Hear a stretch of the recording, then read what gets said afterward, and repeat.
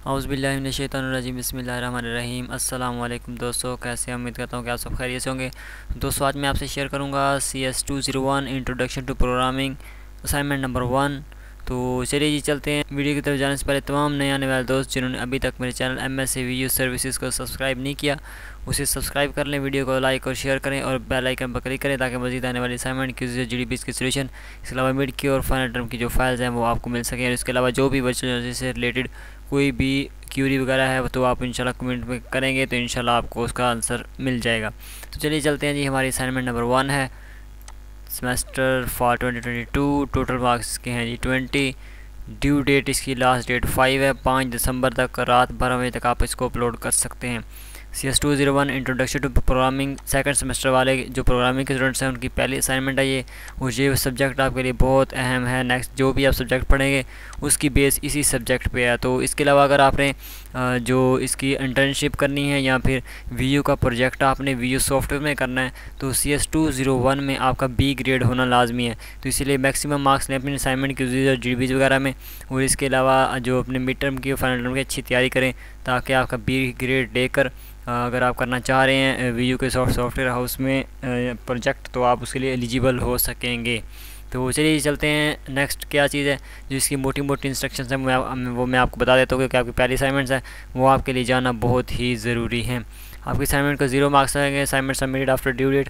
अगर असाइनमेंट मुकर्रर तारीख से बाद में अपलोड करेंगे तो उसका 0 मार्क्स मिलेगा। इसके अलावा सबमिटेड फाइल्स नॉट ओपन, अगर कोई करप्ट फाइल है उसमें या वो ओपन नहीं हो रही तो भी 0 मार्क्स मिलेंगे। इसके अलावा जी assignment is copied from other students, अगर दूसरे स्टूडेंट्स की आपने कॉपी वगैरह की है तो वो भी 0 मार्क्स मिलेंगे। मैं आपको बताऊंगा कंप्लीट तरीक़ाकार आपने कैसे अपनी असाइनमेंट को दूसरे स्टूडेंट से डिफरेंट बनाना है, क्या क्या चेंजेस आपने लाजमी तौर पे करनी है, वो इंशाल्लाह मैं आपको इस वीडियो में बताऊंगा। सबसे पहले रिकमेंडेड टूल है जी डेव C++।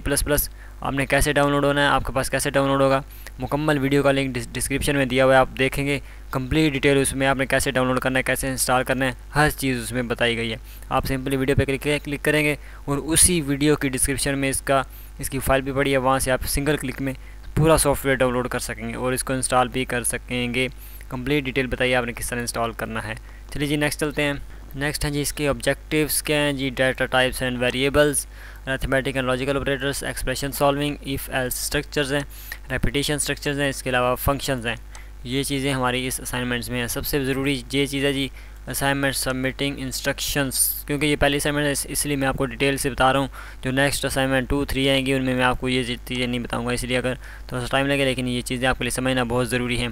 अब जैसा कि इन्होंने कहा you have only submit only .cpp file, आपने जो C++ की डेव की फ़ाइल है वो आपने सबमिट करानी है, ना कि उसके स्क्रीनशॉट लेके या ना ही कोई MS वर्ड की फ़ाइल सबमिट करनी है। सिर्फ़ और सिर्फ आपकी डेव C++ की या CPP फाइल जो भी आपकी होगी C++ की फ़ाइल वही आपने सबमिट करानी है, उसी के मार्क्स मिलेंगे। इसके अलावा जो भी आप मार्क्स चाहे वो PDF की या वर्ड की जो भी फाइल आप सबमिट कराएंगे उसके 0 मार्क्स मिलेंगे, 1 नंबर नहीं मिलेगा आपको।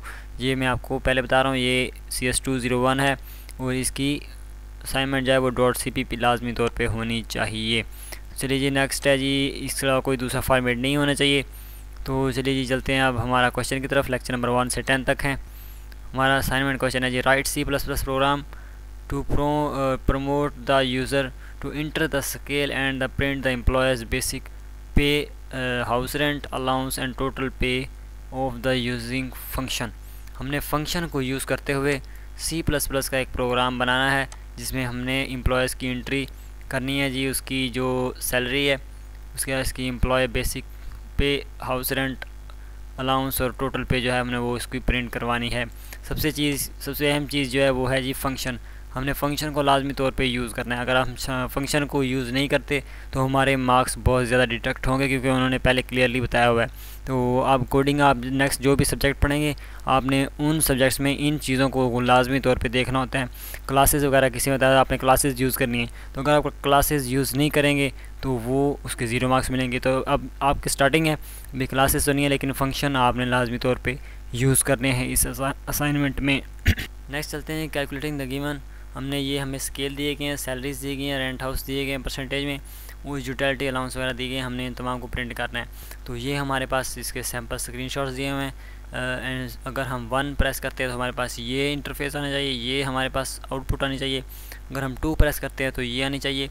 अगर 3 प्रेस करते हैं तो हमारे पास ये वाली आउटपुट आनी चाहिए। और अगर आप इनके अलावा कोई भी नंबर एंटर करते हैं तो उसके आने का है इनकरेक्ट रेंज। तो चलिए चलते हैं हम प्रोग्राम की तरफ। तो इसको मैंने जूम कर लिया ताकि आपको क्लियरली नज़र आ सके। सबसे पहले हमने लिखना होता है जी ऊपर इसकी हेडर फाइल जो होती है सी प्रोग्राम की, वह जी हैश इंक्लूड आईओ स्ट्रीम। तो ये इसकी हेडर फाइल है। इसके बाद यूजिंग नेम स्पेस एसटीडी, आपने स्पेलिंग का ख़ास तौर पे ख्याल रखना है। जो स्पेलिंग स्मॉल दिया गया है वो स्मॉल में लिखना है, जो कैपिटल लिखा गया है वो कैपिटल में लिखना है। जो C++ लैंग्वेज है वो केस सेंसिटिव है। अगर आप इसमें ऐसे बड़ा दिया गया छोटा लिखेंगे तो वो एरर है, अगर छोटा दिया गया आप बड़ा लिखेंगे तो वो भी एक एरर है, वो नेक्स्ट कंपाइल नहीं होगा, ना ही वो प्रोग्राम रन होगा। तो आपने स्पेलिंग्स का लाजमी तौर पे ध्यान रखना है। तो इसके अलावा हमने 3 इसके फंक्शन है जी, word scale 1, word scale 2, word scale 3, ये हमने 3 फंक्शन बनाए इसके। इसके बाद हम इन फंक्शंस को वैल्यूज़ देंगे और इनके प्रिंट आउट लेंगे। तो चलिए जी वर्ड 1 हम वर्ड केस 1 की हम वैल्यूज़ देते हैं। इंट हमने इसमें वेरिएबल डिक्लेयर किए हैं, हमने जो भी इसमें वेरिएबल डिक्लेयर करना है वो तमाम इंट के, क्योंकि ये इंट में आ जाते हैं। जैसे 5000, 7000, 9000। अगर कोई फ्लोटिंग पॉइंट वाला होता है जैसे इशारिया वाला पॉइंट वाला, तो उसमें हम फ्लोट यूज़ करते या लॉन्ग यूज़ करते। तो इसी तरह अगर कोई यानी कि दूसरा होता जैसे अल्फ़ाबेट वाला है तो उसमें हम स्ट्रिंग यूज़ करते। तो यहाँ पे सिर्फ डिजिट्स हैं तो इसके लिए हम इनको इंट वाली डाटा टाइप यूज़ करेंगे। तो मैं आपको एक समझा देता हूँ, बाकी सारे ऐसे सेम ही है। ये पहला मैंने अलग-अलग करके लिख दिया है, बाकी मैंने इकट्ठे लिख दिए ताकि आपको जैसे मुनासिब लगे आप वैसे लिख सकें। इंट बेसिक सैलरी हमारी 5000 है, स्केल 1 का हम लिख रहे हैं। बेसिक सैलरी 5000, ये डाटा हमने कहाँ से लेना है, ये हमें क्वेश्चन फाइल में दिया गया है। मैं आपको दिखा देता हूँ, ये देखें जी स्केल 1 के लिए सैलरी 5000 है, हाउस रेंट 10% है और यूटिलिटी अलाउंस है वो 3000 है। हमने यही डाटा इधर पुट करना है। इंट डाटा टाइप आगे ये उसका है जी वेरिएबल नेम, वेरिएबल नेम दिया हमने इसका। उसके बाद हमने इसको 5000 वैल्यूज़ दे दी इस वेरिएबल के अंदर। इसके बाद हमने कराया जी इंट हमने डाटा टाइप दी। उसके बाद हाउस रेंट का हम बाद में फार्मूला लगा कैलकुलेट करेंगे कि हमने 10% निकालना है। अगर हम वैसे डायरेक्ट वैल्यूज़ भी लिखते हैं फिर भी ठीक है, लेकिन उधर परसेंटेज दी गई थी तो हम परसेंटेज के साथ लिखेंगे तो हमें मैक्सिमम मार्क्स मिलने के चांसेस होंगे। तो इसके बाद इंट यूटिलिटी अलाउंसेस हमें दिए गए थे 3000, वो हमने सिंपली इधर लिख दिए हैं। इसके बाद हाउस रेंट का फार्मूला है basic salary multiply by 10 divide by 100, ये है जी परसेंटेज का फार्मूला। तो यहाँ पे हमें परसेंटेज दी गई है तो इसीलिए 10% का हमने निकालना है, तो ये 10% का फार्मूला लगा हुआ है हमारा हाउस रेंट निकालने का। इसके बाद हमने मालूम करना है जी नेट पेएबल। नेट पेएबल में क्या होगा, आपकी basic salary plus house rent plus utility allowance.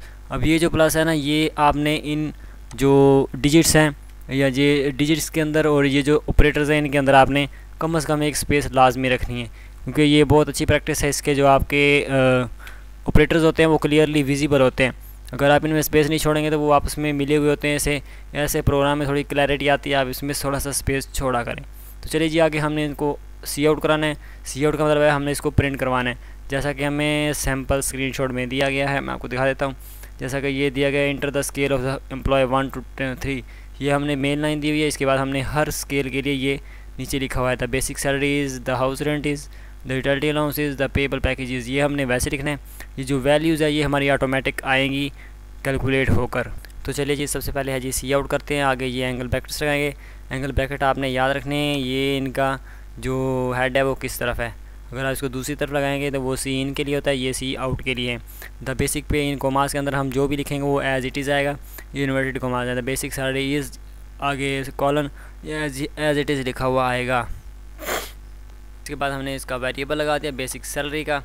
तो आपने जो चेंजेस करनी है ये आपने इसके जो ये है ना वेरिएबल नेम्स, ये आपने चेंज करना है। जैसे मैंने बेसिक सैलरी लिखा है, आप बी ऐसे लिख सकते हैं। इसके अलावा बेसिक लिखते हैं, बेसिक पे लिख सकते हैं। इस तरह आपने इसके वेरिएबल्स को चेंज करना है। इसमें यही चेंजेस आपने करनी है जिससे आपका सोल्यूशन यूनिक बनेगा। इसके अलावा अगर आप कमेंट करना चाह रहे हैं अपने सोल्यूशन को तो आप कमेंट कर सकते हैं ये डबल स्लैश लगा के। अब यहाँ पे कुछ भी लिखेंगे वो आपके प्रिंट में नहीं आएगा, बल्कि ये वैसे ही आपको एज इट इज़ आपके कमेंट हो जाएंगे और इसमें कोई इससे कोई भी एरर नहीं आएगा। आपके प्रोग्राम में क्वेश्चन कहते हैं इससे एरर आ जाता है, एरर कुछ भी नहीं आता। ये आप अपनी मर्ज़ी के लिए और अपने सोल्यूशन को यूनिक बनाने के लिए ये डबल स्लैश लगाते हैं।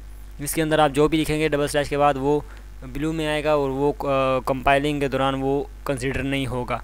तो चलिए जी ये हमारा बेसिक सैलरी होगी। इसके बाद हमने इसको ये दिया, इसके बाद हमारा हाउस रेंट आ गया। हाउस रेंट हमने इसको वेरिएबल की वैल्यू दे दी। इसके बाद यूटिलिटी अलाउंस, इसमें हमने यूटिलिटी अलाउंस की वेरिएबल दे दी। ये कहाँ से आ रहे हैं, ये जो ऊपर दिए गए ये यहीं से आ रहे हैं। यूटिलिटी अलाउंस ये दिया गया है, हाउस रेंट ये दिया गया है, बेसिक सैलरी ये दी गई है और नेट पेबल सैलरी ये दी गई है। नेट पेबल सैलरी आगे नीचे आ गई, नेट पेबल सैलरी। और ये है जी, ये एंड इल है, ENDL। कुछ 1 पढ़ते हैं, ये 1 नहीं है, एंड L है। तो इसके अलावा आपने सेमी कॉलन हर स्टेटमेंट के बाद लाजमी तौर पे लगाना है। अगर आप नहीं लगाएंगे तो वो एरर आएगा।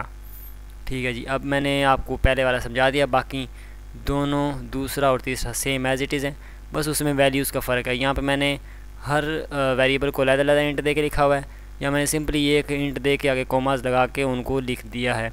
बाकी तमाम चीज़ें सेम एज इट इज़ वही हैं यहाँ तक। अब हम आ जाते हैं जी अपने मेन, यानी कि हमारे जो हमने प्रिंट आउट लेना है उनका। हमारा जो मेन प्रोग्राम है इंट मेन लिखेंगे, आगे ब्रैकेट्स रहेगी, इसके बाद हम कर्ली ब्रेसेस ओपन होगी, इंट ऑप्शन। अब ये ऑप्शन क्या, जो हम ऑप्शन कराएंगे, ऑप्शन 1 करेंगे तो स्केल 1 के लिए, ऑप्शन 2 करेंगे तो स्केल 2 की जो वैल्यूज़ होगी वो आउटपुट आएंगी, ऑप्शन 3 करेंगे तो स्केल 3 की, अगर इससे नेक्स्ट कोई भी करेंगे तो वो इनवैलिड आए। ये हमने अब यहाँ पे डिक्लेयर करना है। इंट ऑप्शन, ये हमारी पहली स्टेटमेंट जो हमने प्रिंट में निकलनी है वो ये है जी, enter the scale of the employ 1 to 3। जैसा कि आपकी क्वेश्चन फाइल में दिया गया, enter the scale of the employ 1 to 3, 1 से लेकर 3 तक आपने स्केल इंटर करना है अपने एम्प्लॉय का। तो ये एज इट इज़ है, क्योंकि हमने इन्वर्टेड कॉमास लिख दिया, एज इट इज़ इधर आ जाएगा। नेक्स्ट है जी, हम सी इन कराएंगे। अब ये देखिए, आपने सी आउट और सी इन की जो एंगल ब्रैकेट्स है इनको याद रखना है, ये किस तरफ है। पेपर्स में ये बहुत इंपॉर्टेंट होते हैं, ये MCQs में भी पूछी जाती है, जो आपका क्यूज़ होगा उसमें भी ये लाजमी तौर पे पूछी जाएगी, syntax of cout and cin. तो ये आपको याद होना चाहिए। सी इन आगे ऑप्शन है जी, ऑप्शन में हमने इसको वेरिएबल डिक्लेयर किया अपने ऊपर, इंट ऑप्शन। ये वाला वेरिएबल अब तमाम जगह पे यूज़ होगा। ऑप्शन 1 ऑप्शन इक्वल टू, ये है जी इक्वल टू 2 आपने साइन लगाना है, 1 नहीं लगाना। ठीक है, इसके अंदर आप कर्ली ब्रेसेस में स्केल 1 लिखेंगे, यहाँ पे हम फंक्शन को कॉल कर रहे हैं। आगे हमने किया जी, इसके सेमी कॉलन आपने लाजमी तौर पे लगाना है। इफ़ स्टेटमेंट के बाद सेमी कॉलन नहीं लगता। ठीक है जी, ये आपने याद रखना है। अब इफ़ स्टेटमेंट है ना, इसके बाद कॉलन सेमी कॉलन नहीं लगेगा, जबकि ये कर्ली ब्रेसेस के अंदर जो हमने स्केल 1 लिखा है इसके बाद लाजमी तौर पे लगेगा। अब इसी तरह इफ़ ऑप्शन 2 हमने सेकंड फंक्शन को कॉल किया है। ऑप्शन फंक्शन 1 में हम स्केल 1 की जो ऑप्शन 1 में स्केल 1 को कॉल करेंगे वेरिएबल फंक्शन 1 को। ऑप्शन 2 में हम फंक्शन 2 को कॉल करेंगे, ऑप्शन 3 में फंक्शन 3 को कॉल करेंगे। और इसके अलावा जो एल्स इफ लगा के जो लास्ट वाला ऑप्शन 3 अगर उससे ग्रेटर हो ऑप्शन 3 से, तो उसके बाद हम करेंगे जी इनकरेक्ट रेंज। तो मैं आपको लास्ट वाला स्क्रीनशॉट दिखा देता हूँ। तो देखें जी, ये इधर लिखा हुआ है जी इनकरेक्ट रेंज। तो ये है जी, यहाँ पे हमारा प्रोग्राम एंड होता है। चलिए जी, इसको रन करके देखते हैं। सबसे पहले हम F9 प्रेस करें।